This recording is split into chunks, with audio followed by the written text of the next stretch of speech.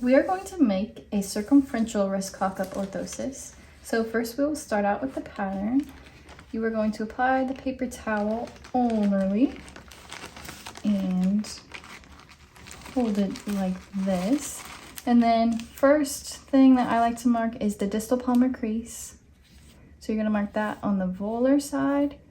And then also on the dorsal side, we want the material to stay proximal to the MP joints. So I'm going to mark just proximal to the MP joints here, and then you'll connect those on the side. Next thing you're going to palpate for is the base of the thenar eminence right here.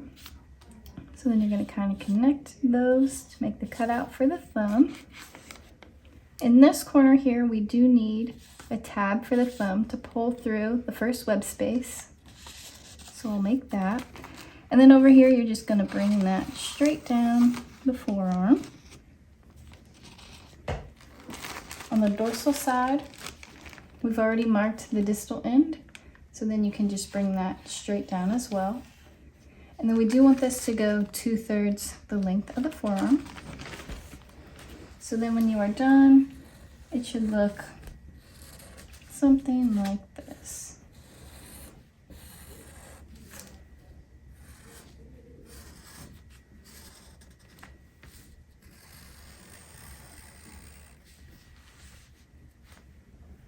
Because this orthosis is circumferential, you do want to pad the ulnar head just to avoid irritation in that area.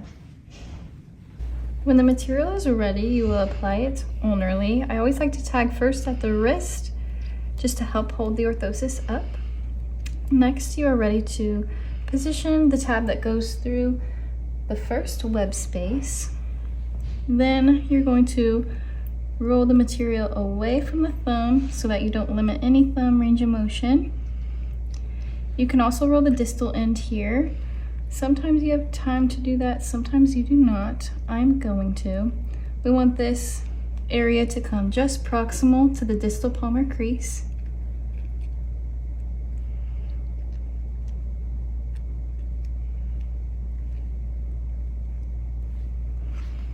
To position the wrist, you want to position the wrist in neutral to slight extension depending on the diagnosis.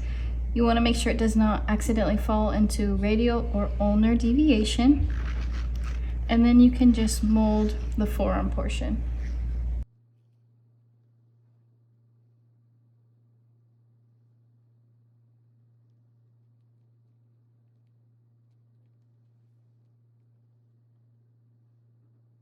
Once the material is cool, you can mark it for trimming. So because this is a circumferential design, we're going to have the opening on the radial aspect of the arm. So starting with the dorsal aspect, you're going to come in line with about the second metacarpal and bring that down. Then we want about 1 inch to 2 inches of opening here. So you're going to come at the base of the thumb and bring that down. On the volar aspect, I rolled it away from the distal palmar crease, but if you did not and it's limiting the distal palmar crease, you would want to trim there. Same thing with the thumb, make sure the thumb is free. And then on the dorsal side, you want to make sure that all the MP joints are free, so the material is coming up a little high on our small finger there. So I'll trim there as well. Here's the orthosis after trimming. So here's the side opened up, and then I rounded the corners, trimmed the bottom a little bit, and then trimmed on the dorsal aspect here.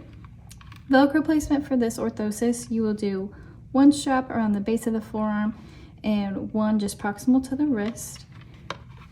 With the bar that goes through the first web space here, if you need to, you can pop this off, and then you would just need to put a strap here to help hold that down. However, with this one, I'm going to keep it attached.